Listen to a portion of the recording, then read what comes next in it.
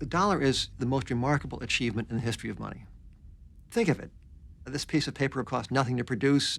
There's nothing behind it except the goodwill of Ben S. Bernanke. And let us not forget the U.S. Congress.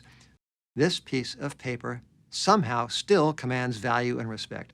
How can the dollar be anything except the world's greatest monetary brand, the Coca-Cola of money? How can it be anything else but? Well, you just watch.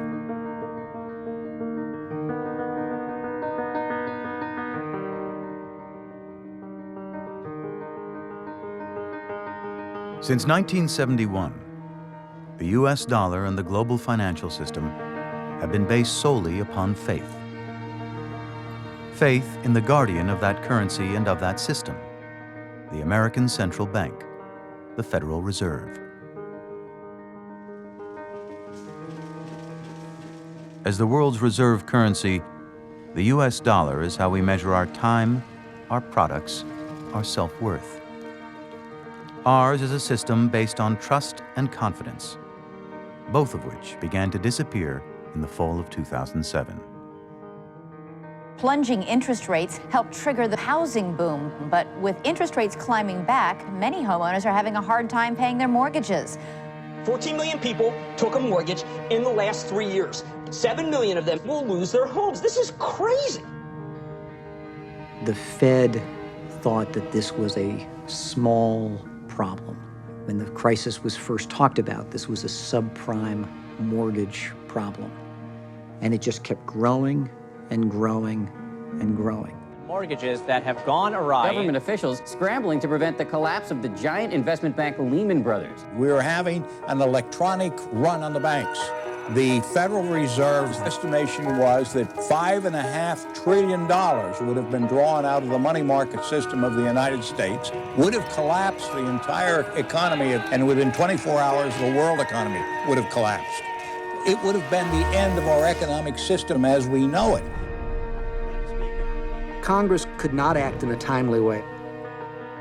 Therefore, the Fed felt like it was important to stabilize the economy that we do it. That is not the normal role for a central bank, nor should it be. While politicians debated, the Fed acted. It used its political independence and unlimited power to create money, to provide trillions of dollars in loans to corporations of all kinds, dwarfing the congressional aid that followed. What people on Main Street and most politicians didn't understand is that if we didn't do something, General Electric would have pulled down, Berkshire Hathaway would have pulled down, General Motors would have pulled down, Citigroup would have pulled down Bank of America. I mean, we came to the brink of the abyss and we looked over, and it was a long way down. The Fed really did have to step in. And this is why the Fed was set up in 1913. To provide liquidity to the financial system as a whole at a time when you have a financial panic.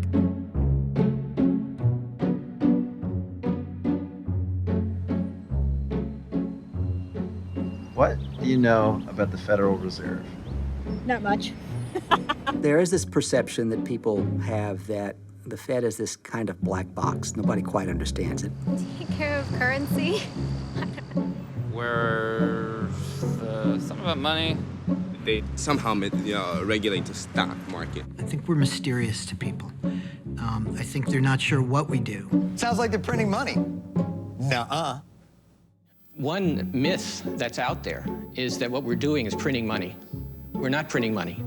Is that tax money that the Fed is spending? It's not tax money. It's much more akin to printing money than it is to borrowing. You've been printing money. Well, effectively.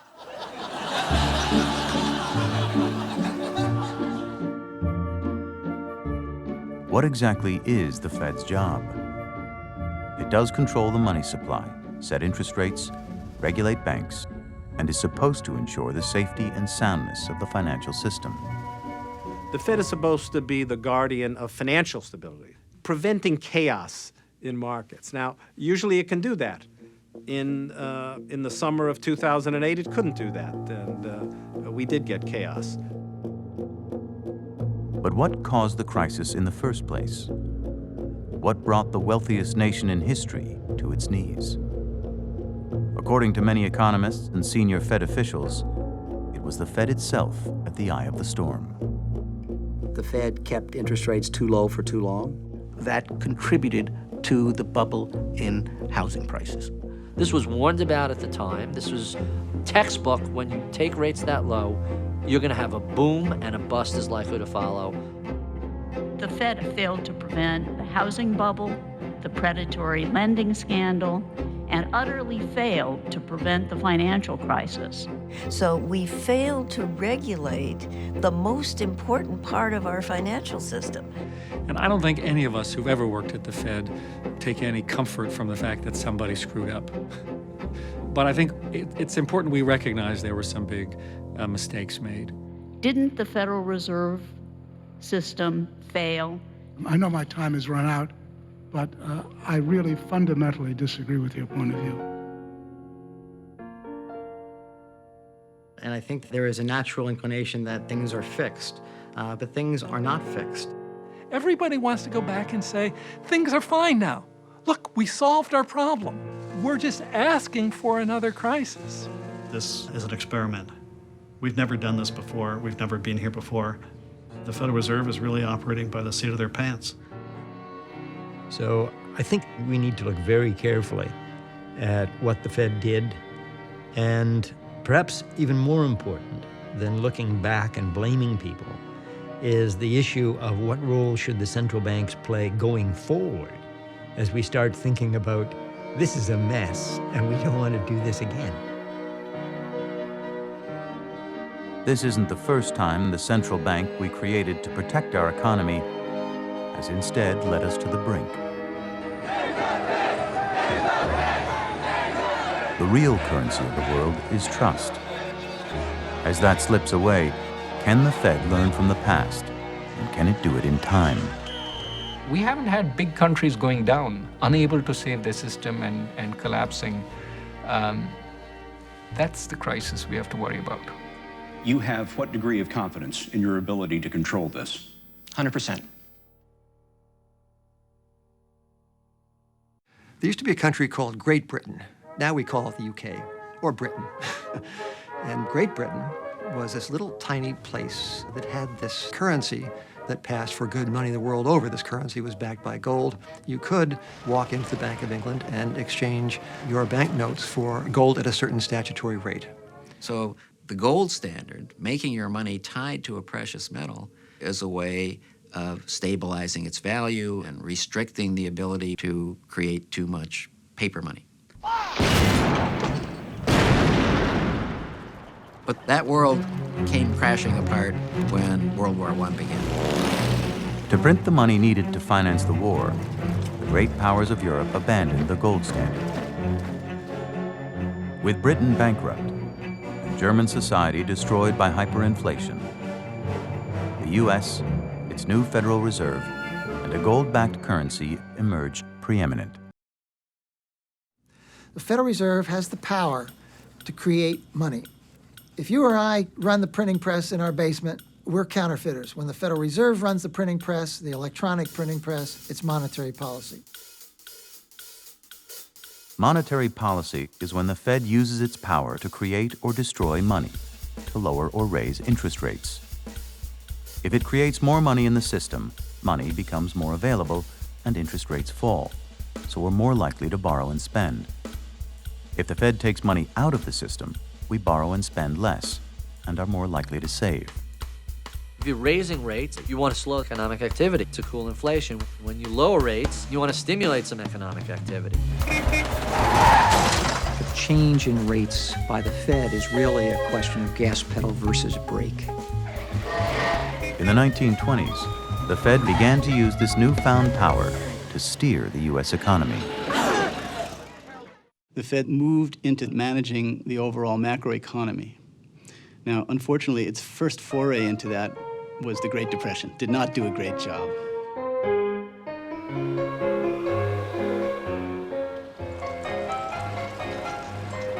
The Roaring '20s saw the first instance of a Fed-induced boom and bust. At first, the Fed's low rates unintentionally helped fuel stock market and debt bubbles, which saw speculators borrow more money than the entire amount in circulation. An alarmed Fed then clamped down, raising rates aggressively in 1928 and setting the stage for a recession and stock market crash.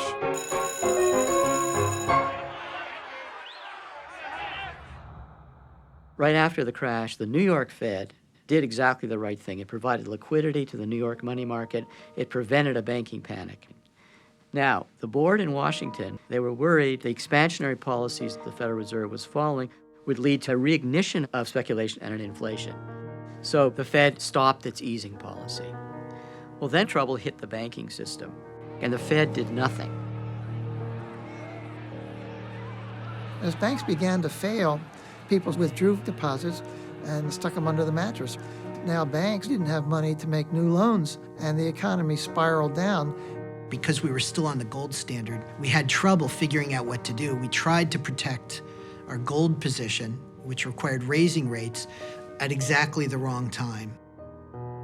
And so instead of providing enough money to prevent prices from falling, the Fed allowed the money supply to collapse. And that's what turned what would have been a garden variety recession into the Depression.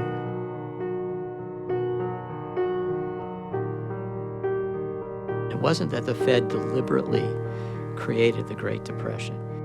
They desperately wanted to fix what was going on. They just had the wrong diagnosis. That's a view that is widely shared now. The current Federal Reserve Chairman, Bernanke, has said, we did it, we being the Federal Reserve. We caused the Great Depression, and we won't do it again. They were wrong. They learned by the pain and suffering that we all felt as a result of that. First great mistake was the Great Depression. The other great mistake was the Great Inflation.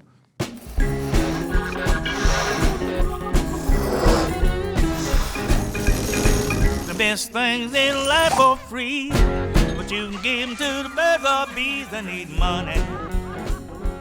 In the next great crisis, the problem wasn't too little money, but too much. Money, yeah, that's what I want. The middle of the 1960s was a very nice period. There was no inflation, no unemployment, and a lot of self-congratulation in Washington, D.C. However, beneath the surface of things, there was trouble. President Lyndon Johnson's Great Society programs and his massive escalation of the war in Vietnam drastically increased government spending and caused prices in the U.S. to shoot higher. The war in Vietnam was, like all wars, the cause of a governmentally orchestrated inflation.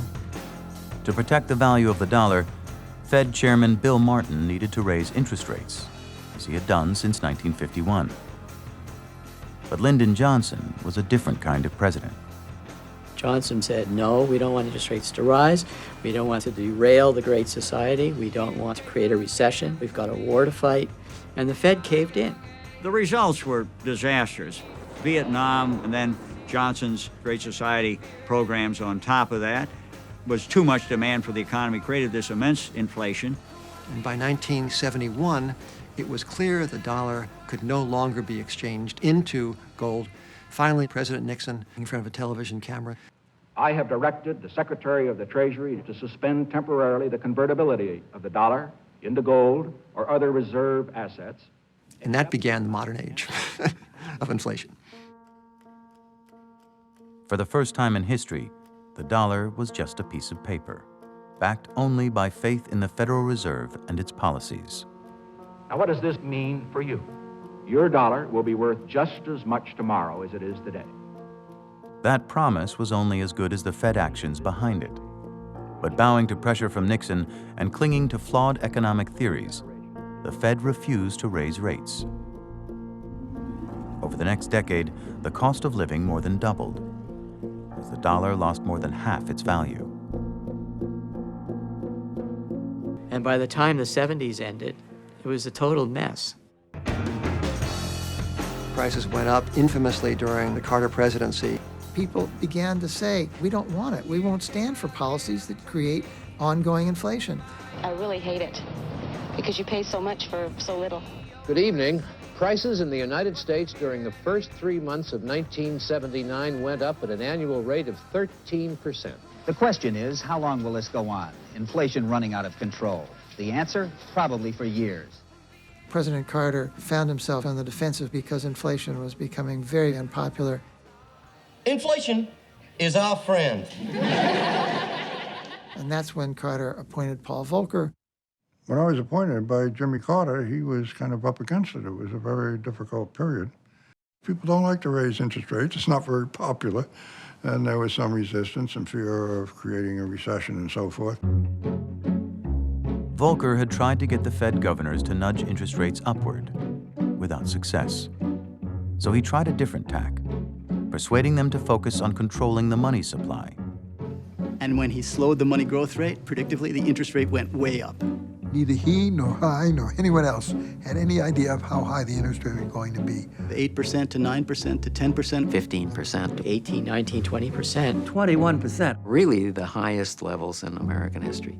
He told me, I never thought we'd have to go to 20%. But he did.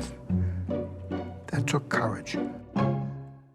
Now, the Fed was aware that it would almost certainly produce a recession.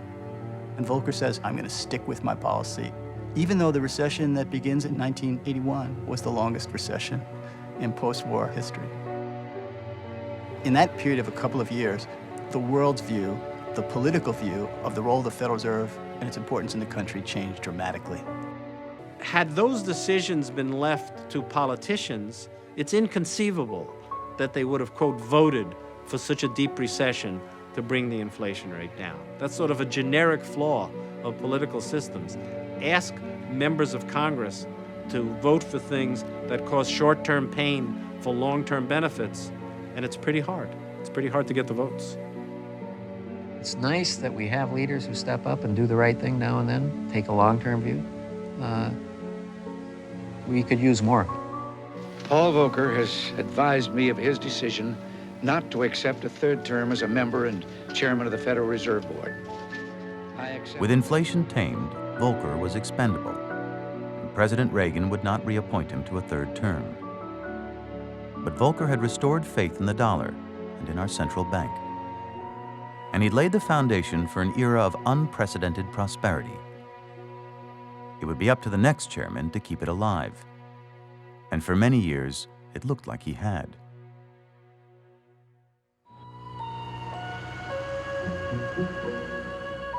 It's morning again in America. Place your left hand on the Bible and The period from about the mid-1980s till about 2007 was an era characterized by mild recessions and measured expansions and by seeming limitless visibility. The economists called it the Great Moderation. It reflects the idea that the Fed is on top of things and the feeling that the Fed deserves the credit, and, they kind of took credit. The economy did very well. We had rising stock market. The Cold War came to an end. Most of the world became more interested in market economies. The economy was growing. Unemployment was low, but surprisingly at the same time, we had very little inflation. And as a result of that, this was a golden age for the Fed. And I think there was a change in the public attitude toward the role of government. Government is not the solution to our problem. Government is the problem. It was in this atmosphere of faith in markets and a lack of faith in government that Alan Greenspan, a free market advocate who mistrusted government, was chosen to lead the government's most powerful agency. Greenspan, as is widely known, was, in the day, a disciple of the radical individualist Ayn Rand.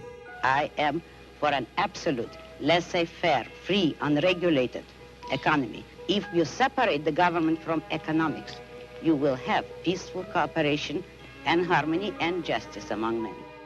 One of the great ironies of his career and of our national life, Greenspan, the so-called Ayn Rand guy, became the chief price fixer of money.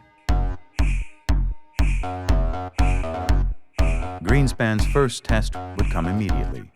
In the last 5 years, the U.S. stock market had more than tripled in value as a result of falling interest rates, low inflation, and a rediscovered faith in American capitalism. The point is, ladies and gentlemen, that greed, for lack of a better word, is good. Though greed wasn't new to Wall Street, the means for satisfying it were. For the first time, the market was making widespread use of complex financial products like derivatives. This has been the worst day ever in the history of the New York Stock Exchange. The Dow off more than 500 points. Paper losses more than $500 billion. The fear in the market quickly spread, and so the Federal Reserve lowered rates very rapidly, provided liquidity very openly. Alan Greenspan handled that event very successfully, reassured the markets, eased monetary policy. You say, this is really good. This is why you want this monetary policy to be the way it is. And so there was a lesson there. You know, you can intervene, you can end the crisis. It was a historic moment, but it came with a dangerous precedent. From now on, the Fed would be expected to lower rates based not just on problems in the real economy, but in the stock market as well. Fed Chairman Alan Greenspan didn't want to see any regulation of banks, of markets. And on the other hand, he's pulling switches and moving levers and, you know, more than any Fed chairman before or since. Having cast aside his ideals to rescue the market, Greenspan would soon master the art of intervention. What followed was the longest economic expansion and largest stock market boom in U.S. history. An economist with no prior banking experience had become the maestro.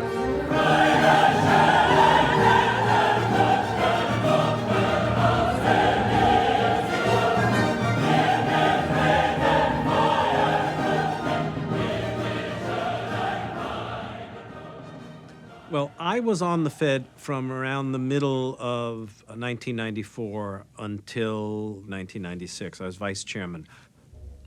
Now, that's not as high a job as it sounds when Alan Greenspan is the chairman. We all know that when Chairman Greenspan talks, the world listens.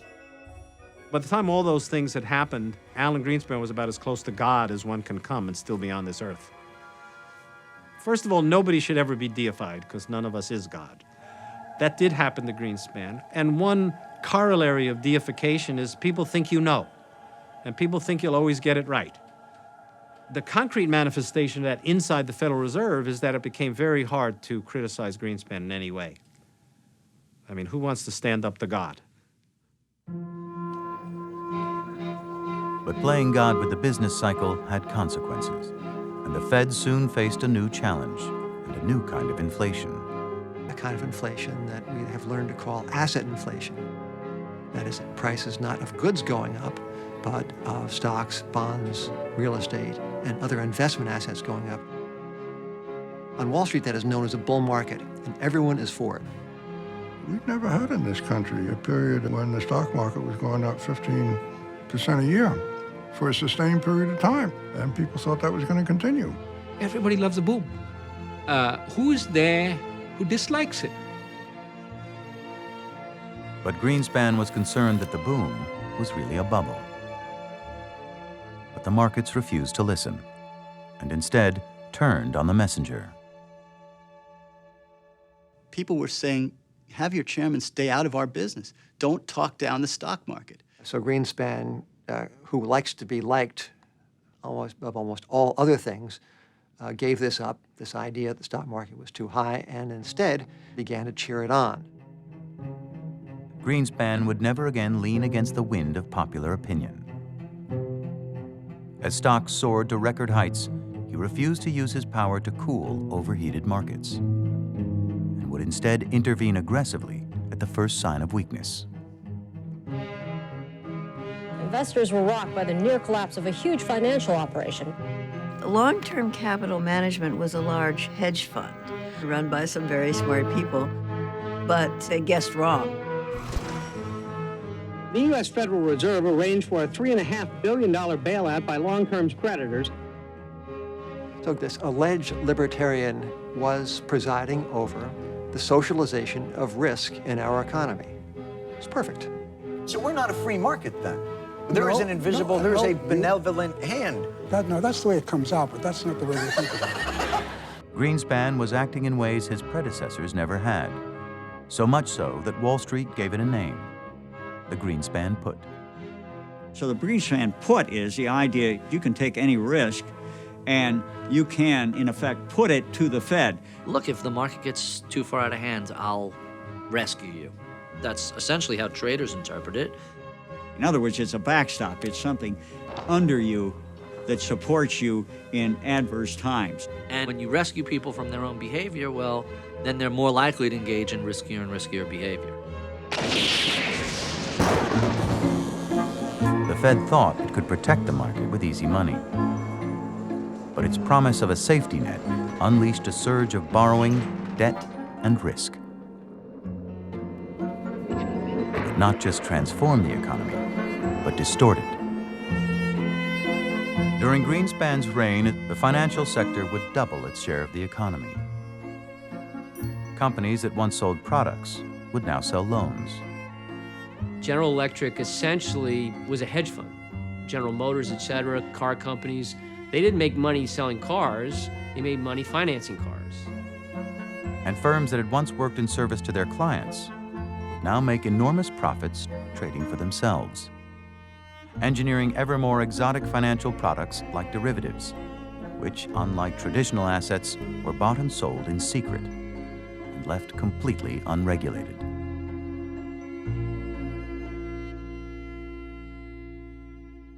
Financial derivatives have grown at a phenomenal pace and have contributed to the development of a far more flexible and efficient financial system. Despite the fact that derivatives lay at the heart of both the '87 crash and the LTCM bailout, Greenspan resisted any attempt to regulate them. I am very concerned that we will put in place a set of new forms of government regulation of all sorts which will not work.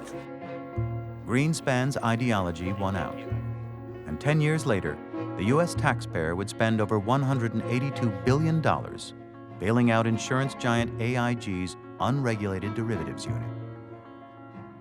The smart folks that run the financial markets are so skillful that they can take care of all these problems themselves. That sounds like a caricature, but people really believe that. Lots of people really believe that, and some of them were running major regulatory agencies, such as Alan Greenspan.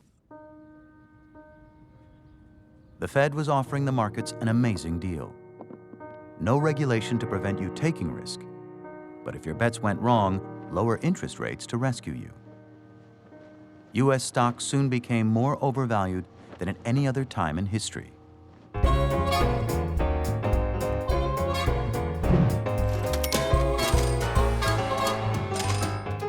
Stocks got to just astronomical levels. People were forming new companies without any business plans, and investors were giving them money. It was absolutely ridiculous. We were worried about that at the Fed, and we talked about it a lot. Should we raise interest rates in an attempt to prick the bubble before it got too bad, or not? And we decided not. While bubbles that burst are scarcely benign, the consequences need not be catastrophic for the economy. 3 months after the ball dropped, so did the stock market. The dot-com collapse and 9/11 attacks put to the test Greenspan's view that bubbles could be cleaned up afterwards. And he quickly responded with a series of interest rate cuts to soften the blow. There was a big fear after 9/11 that we were headed for a huge recession. That didn't happen. So I think the people who held this view coming through the 2000 bubble collapse felt very vindicated that it was a reasonable approach. If this is the bust, the boom was sure as hell worth it. You agree with that, right? Certainly. It looked like Greenspan had done it again, but there was a catch. The Fed had softened the dot-com crash with aggressive interest rate cuts, and now those same cuts set off another boom. Lower rates mean lower mortgage payments, which created an unsustainable bubble in housing. In today's struggling economy, many Americans have taken refuge by investing in the real estate market. The Fed says the housing market is solid, but others say there's reason for caution. Housing doesn't easily bubble. Homeowners are not looking to speculate anywhere near the degree of stock investors. So you have to try. And The Fed did precisely that. So we ended up encouraging a housing boom. We, being the Federal Reserve, ended up encouraging a housing boom. I will continue to defend those decisions because we had no employment growth after the bottom of the recession. The extraction of equity from homes has been a significant support to consumer spending. Were it not for this phenomenon, economic activity would have been notably weaker. And the Fed proceeded to press down this rate of interest it controls, the so-called federal funds rate, all the way down to 1%. You could scarcely see it, it was so tiny. And part of that was intentional on the part of the Fed to get us all to take more risk than we would otherwise take. I love that house, plus the schools. The kids are 3 and 1. They're gonna grow up. What? This listing is special, John. You guys can do this. We can do this. Okay. Are you kidding me?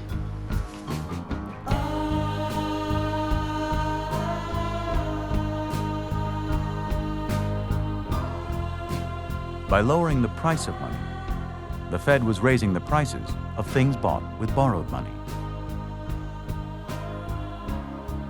We favored real estate, for example, because we didn't want to see people out of jobs.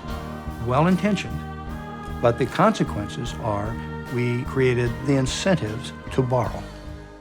And we brought households to debt levels that no one would have imagined 20 years ago, not just 50 years ago. President Bush signed a housing bill, which was part of his ownership society, and he said how good it was that people had houses. New home construction, the highest in almost 20 years. Home ownership rates, the highest ever. But they didn't have any investment in the house. They didn't have any equity in the house. So what did they own? They didn't own anything. They owned a mortgage, which if things got bad, they could default, and they did. Now, there are a lot of people who want to criticize the American household for being dumb. Americans borrowed too much, in part because they did not understand how to save prudently, how to borrow responsibly, and they did not understand fully that pension values and house prices will not always rise. I think that's mistaken. I think I would never short the intelligence of the American consumer. Sort of the collective wisdom, I think, is usually pretty good. We gave them really low interest rates in 2003, 2004. Guess what? They borrowed a lot of money. So it looked like the Fed had done a great job, and they were kind of patting themselves on the back. There appears to be enough evidence that our strategy of addressing the bubble's consequences, rather than the bubble itself, has been successful. It was not a good year for optimistic predictions. You know, the way a healthy economy grows is people earn money and they go out and spend it.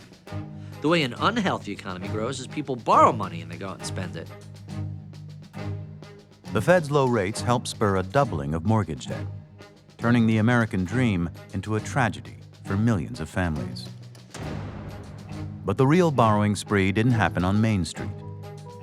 Seduced by the same low rates, the world's biggest banks jumped at the chance to multiply their profits with massive borrowing of their own, or as they say on Wall Street, with leverage. And this is where the real egregiousness in interest rates manifests itself. The Federal Reserve's main policy interest rate was only 1%. The big banks lend that money out on a mortgage at 5 or 6%.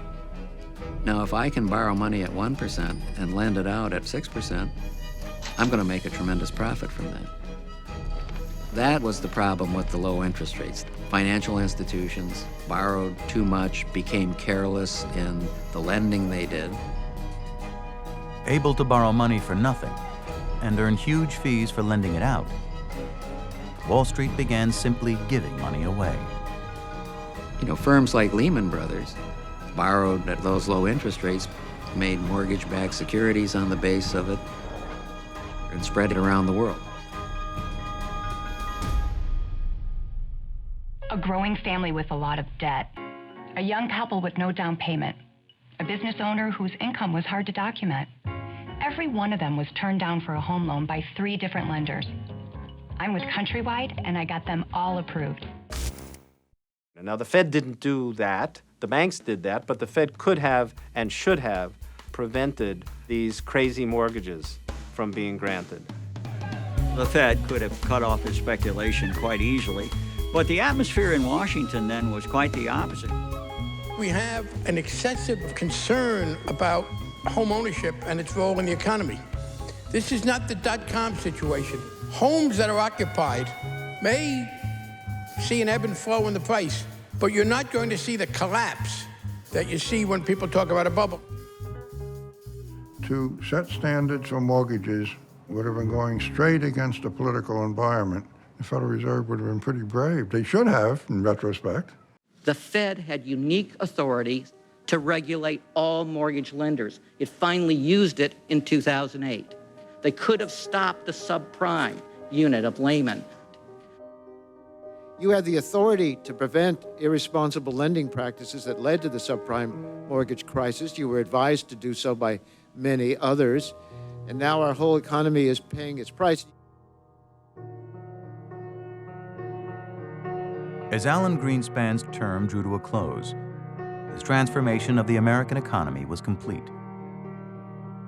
A financial sector of outsized proportions, housing bloated by borrowing, a dismantled regulatory system, and a collective delusion that all was well. Where do you think you made a mistake then? I made a mistake in presuming that the self-interest of banks and others was such as that they were best capable of protecting their own firms. They just assumed that this is what the private market was doing, and the people in the private market knew what they were doing. That still leaves open the question, which I think historians are going to be looking at for a very long time. Suppose Greenspan and the Fed had this belief. Why did not the events as they were transpiring shake that belief?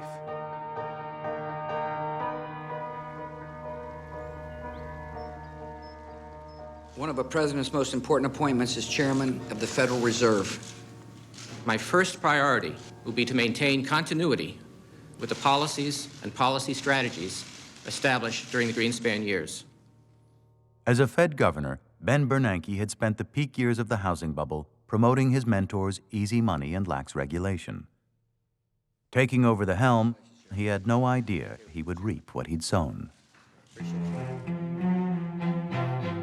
We have so many economists coming on our air and saying, oh, this is a bubble and it's going to burst. What is the worst case scenario if, in fact, we were to see prices come down substantially across the country? Well, I guess I don't buy your premise. It's a pretty unlikely possibility. We've never had a decline in house prices on a nationwide basis. So what I think is more likely... What Bernanke should have said is, it has never declined because it's never had a bubble before. Robert Shiller's data shows 100 years of incredibly flat price series, followed by suddenly a Himalayan mountain going up very rapidly in 3 years. Bernanke is the perfect academic. He's not looking at house prices. He so profoundly believes in market efficiency that there can't possibly be a housing bubble, so why bother to look for it? The Bernanke Fed really blew it. They just didn't see it coming. The problems in the subprime market seems likely to be contained. So the magnitude of what was to come down the road was completely discounted. And then, at some moment, people realized they really overextended themselves.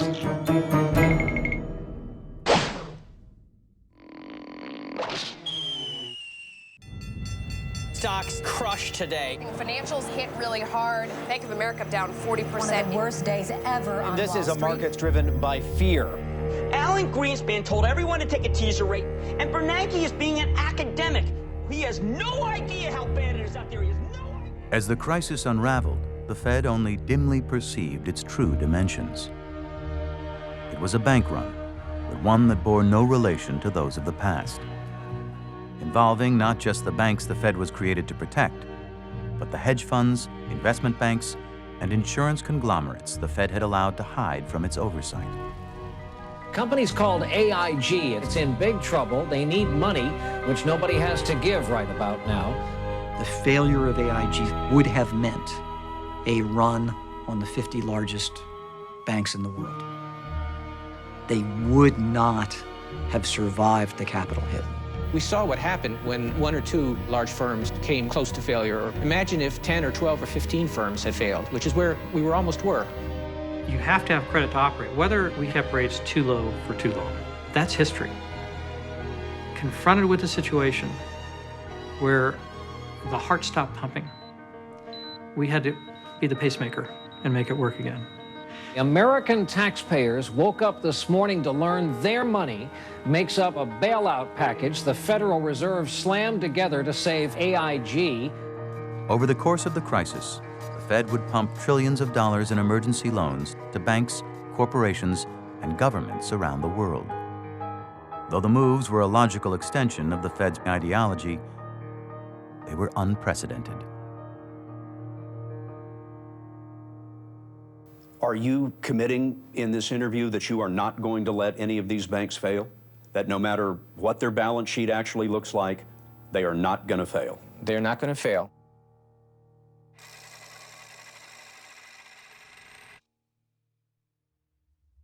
Bernanke single-handedly stopped the run.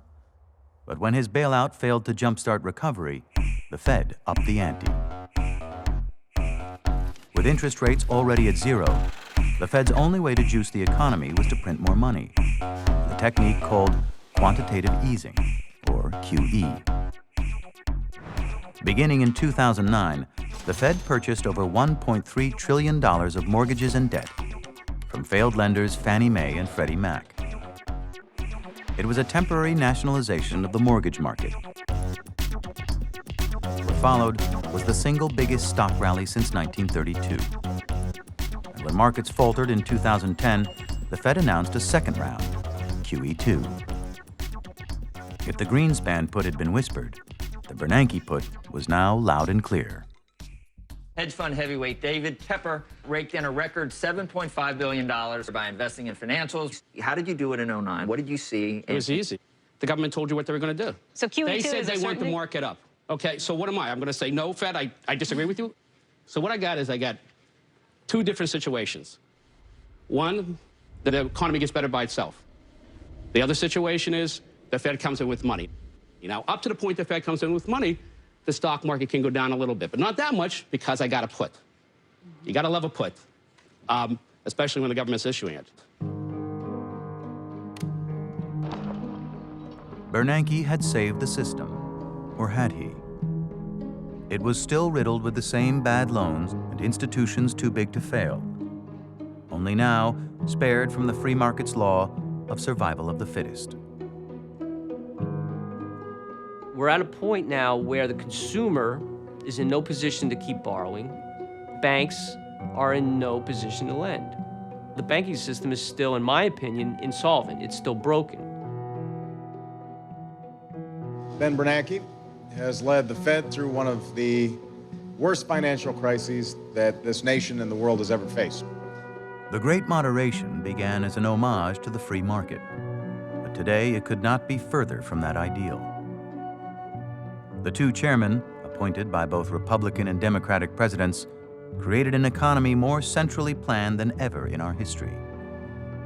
One entirely dependent on ever cheaper credit from our central bank. From 20% to zero, drops in interest rates bailed out investors in any number of transactions.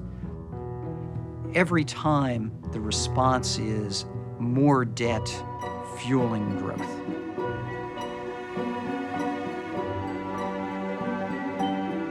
But while this mountain of debt provided rocket fuel for housing and finance, overall growth actually slowed. As more of our resources and many of our best minds pursued not medicine nor engineering, but the zero-sum game of financial speculation.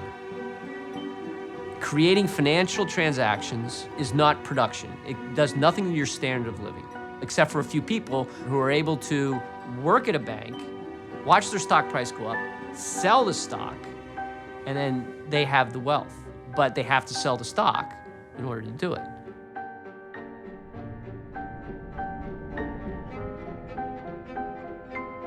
So understand what happens when stock prices go up. The same with housing. It doesn't make us better off. It helps those people who own stock, and it hurts people who don't own stock. You know, tremendous wealth was created in financial markets, which didn't seem to be paralleled by any great improvement in the economy and in the incomes of other people. And so what we see is this increase in wealth is actually just a redistribution to those who own wealth, away from those who don't. So you have an illusion of wealth. Certain people at the Fed bought into that. I've always believed we underestimate the impact of stock prices on economic activity. I don't know where the stock market is going, but I will say this, that if it continues higher, this will do more to stimulate the economy than anything we've been talking about today or anything anybody else is talking about. But for all the booms, bailouts, and easy money, since 2000, no net jobs have been created in the U.S., and per capita growth in the private sector has been stuck at 0. So it is not working. And all one can say with respect to this current crisis is, here we go again. The Federal Reserve today announced plans to buy $40 billion of mortgage bonds a month until further notice. Bringing interest rates down, it affects stock prices, it affects home prices. If people feel better because their 401k looks better and their house is worth more, they're more willing to go out and spend. But can a problem created by money for nothing really be solved by ever more of the same? The major banks are racking up profits, and yet lending to small businesses actually declined in the third quarter. Somebody's paying the price for low interest rates. It's you and me who have money market accounts which are earning 0.27%. I mean, I worked to save that money. And now, in one swoop, the Fed decides I get nothing for that money in order to bail out the banks. That, to me, is outrageous. It is no longer just outsiders who criticize Bernanke's efforts to play the hero for financial markets. Printing money doesn't produce goods and services. It doesn't hire people.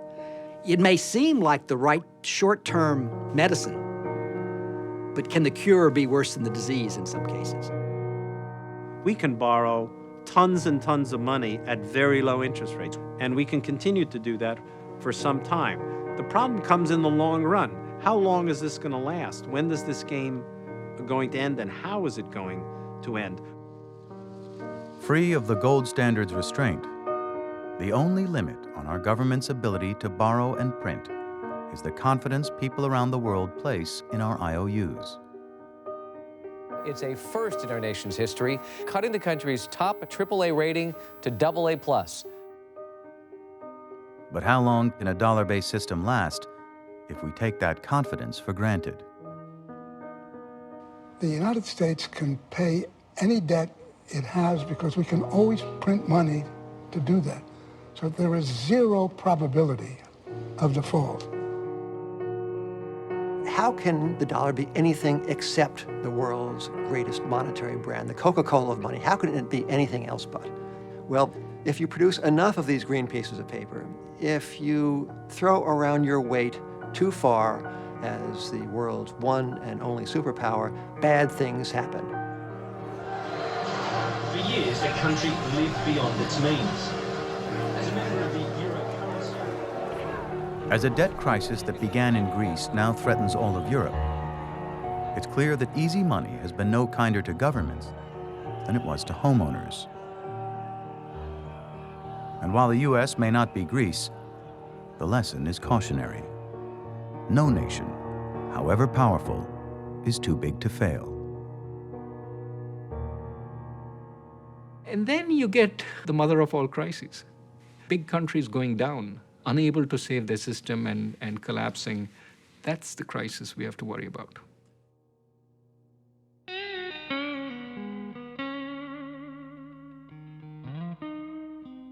The time to have made good choices was back in the 90s and the early 2000s.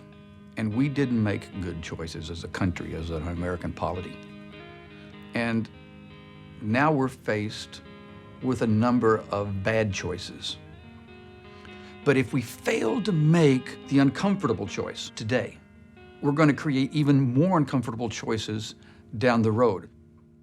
How many times have you heard someone say, if I had his money,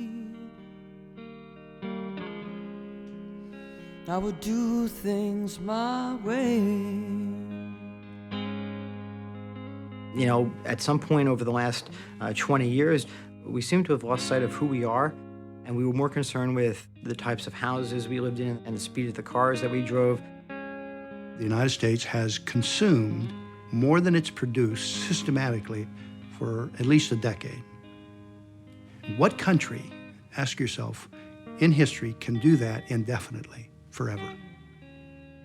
The government and the Federal Reserve are continuing to encourage people to spend their money. That is not a stable economy. So in other words, the U.S. economy probably won't grow as fast as possible, but that's fine if we can learn to be happy with what we have, as opposed to the system fully designed around getting people to want more than what they have, and they're unhappy unless they have that more.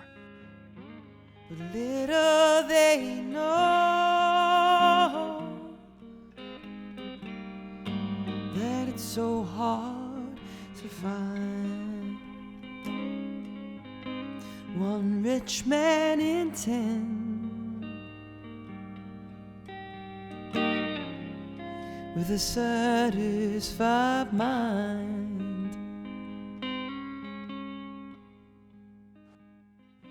Now, the interesting question is, when you've been on that path that long and the imbalances have grown up that big, what's the process for getting off the bad path onto a better one? You got to create something the world wants.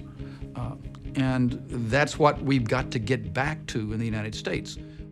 What drives long-term growth is the real world, education, capital spending, the quality of your workers. They're the things you should worry about. We're still the largest exporter in the world. We have the human capital, the knowledge. We need to just have the incentives. Somehow we need to go to an economy that is using its resources, operating at full employment, but doing so in a way that isn't reliant on bubbles anyplace, that is a solid, responsible use of resources. That means you need to have interest rates that don't discourage savings. Less subsidies for housing and debt and domestic consumption. So you can get the growth going again in a healthier way, then the burden of the debt gradually gets less and less and less. But of course, the transition is bound to be painful. And then the question becomes, how much short-term pain for how much long-term gain? The end of inflation, that happened because the public wanted it to happen. This is a democratic country. What do we want the Federal Reserve to do for us, for the citizenry? We want them to provide low inflation and relatively stable growth. But we can expect them to do a better job over the future than they have on average in the past. It's tempting to believe the crisis is over, but we're simply passing through the eye of the storm. To break free of the cycle of booms and busts, the Fed must find a new way forward. So it's a very important crossroads for us. Will we be willing to support the central bank as it raises interest rates to levels where savings becomes something that you value again, so that our society can really begin to build for the future? Easy for me to sit here and say, this is how we need to do it, but very difficult to implement for anyone, for the Congress, for the President, and for the Central Bank of the United States. More than ever in its 100-year history, the Federal Reserve holds the future of our economic system in its hands. Can the Fed help foster an economy that's built to last? one not based on stock or housing bubbles, but on sensible, productive investments that will enrich not just some of us, but all? Or will it continue to offer the empty promise of money for nothing?